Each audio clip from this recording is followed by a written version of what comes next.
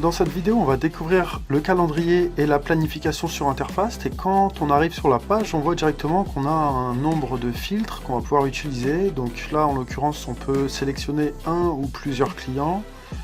On peut choisir de filtrer par type d'intervention, par intervenant. Donc on va choisir le nom d'un technicien par exemple.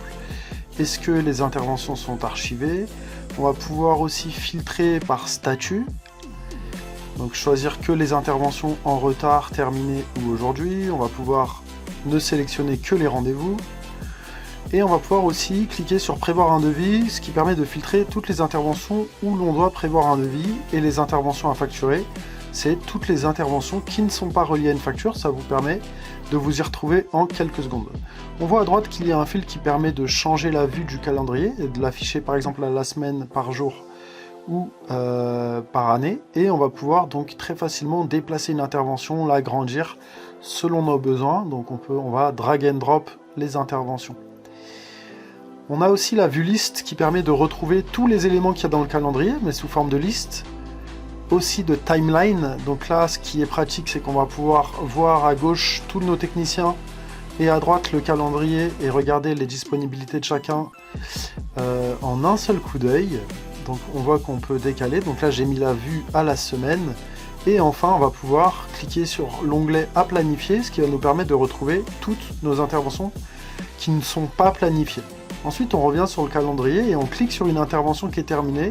Et on peut voir en bas à droite, voir la fiche, ce qui nous permet d'atterrir sur la fiche d'une intervention qui est terminée et sur laquelle on va retrouver donc les photos, les documents qu'on avait chargés préalablement à la création de l'intervention et les documents remplis par le technicien sur le terrain ou par vous-même.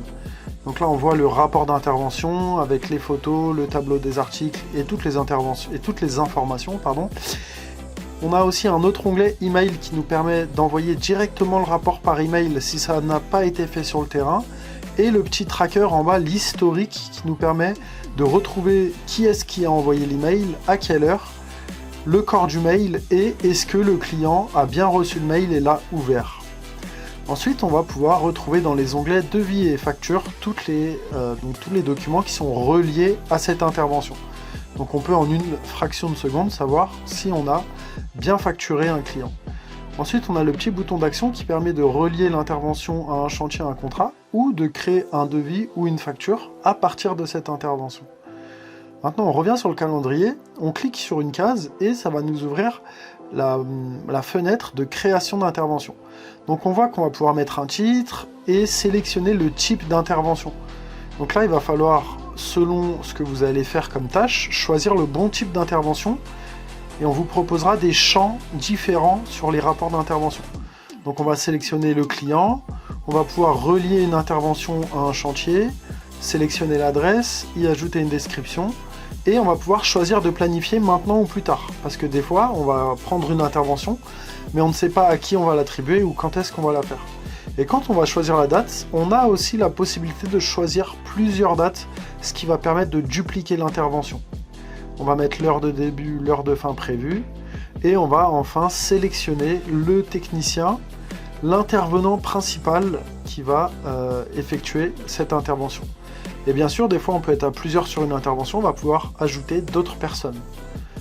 Enfin, on va pouvoir choisir un fichier ou plusieurs fichiers qu'on va pouvoir transmettre au technicien. Ça peut être une photo que le client nous a envoyée par exemple. On voit ici qu'on a aussi la possibilité de créer des rendez-vous. La différence avec un rendez-vous et une intervention, c'est qu'un rendez-vous n'attend pas forcément qu'on remplisse un rapport pour être clôturé. Et enfin, on va pouvoir ajouter des absences, donc pouvoir notifier quand nos techniciens sont absents ou nous-mêmes, et définir le motif de cette absence. Ça peut être hyper pratique à la fin du mois lorsqu'on fait les fiches de paye.